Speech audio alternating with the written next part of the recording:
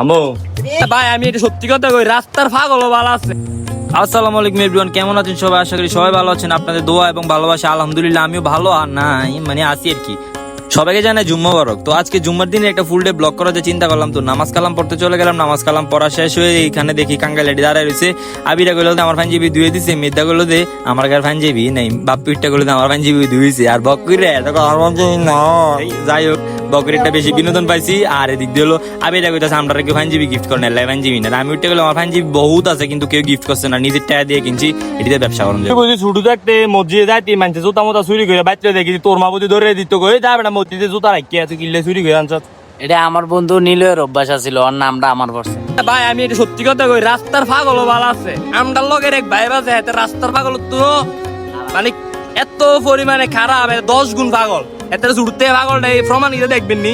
তখন নামাজটা শেষ করে আসে না বিড়ি একটা ধরা দিচ্ছে, ধরা দিয়ে কিনা দেন আমার ফাঞ্জি ঘুরে লেছে এ দেন দেখেন নাবির মধ্যে ভরে রয়েছে। তা আমি গোড়া ধরনের ফাঞ্জি ঘুরে গেছে।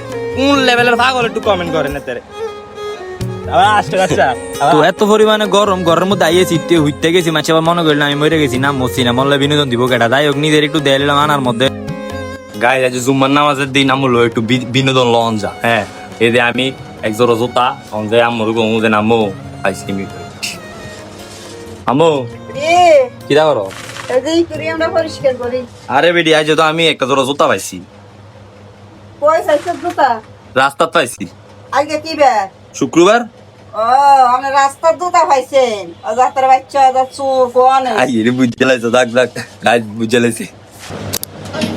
রেলাইনে গলা দেব তখন আমি ভেবেছিলাম, তারপর হঠাৎ করে লাইফে আমার টুম্পা এলো।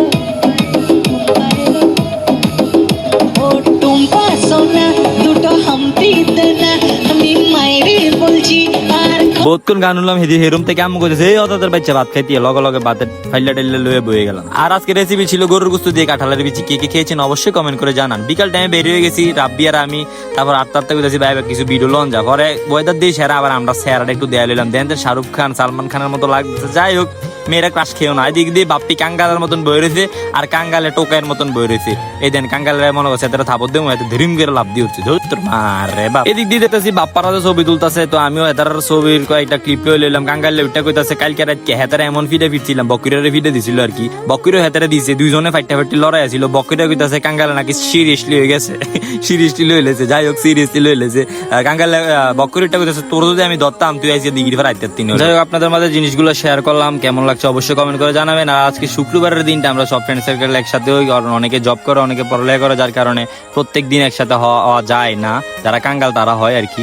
যাই হোক একসাথে আড্ডা দিলাম, আপনাদের মাঝে ভিডিওটা শেয়ার করলাম। অবশ্যই আপনারা আমাদেরকে ভালোবাসা দিবেন। এখন হচ্ছে আমরা স্টেশন চলে আসছি, এখানে কিছুক্ষণ আড্ডা দিব, আড্ডা দেওয়ার পর বাসায় চলে যাব। তো আজকের ব্লগটা এই পর্যন্তই। সবাই ভালো থাকবেন, সুস্থ থাকবেন, আল্লাহ হাফেজ।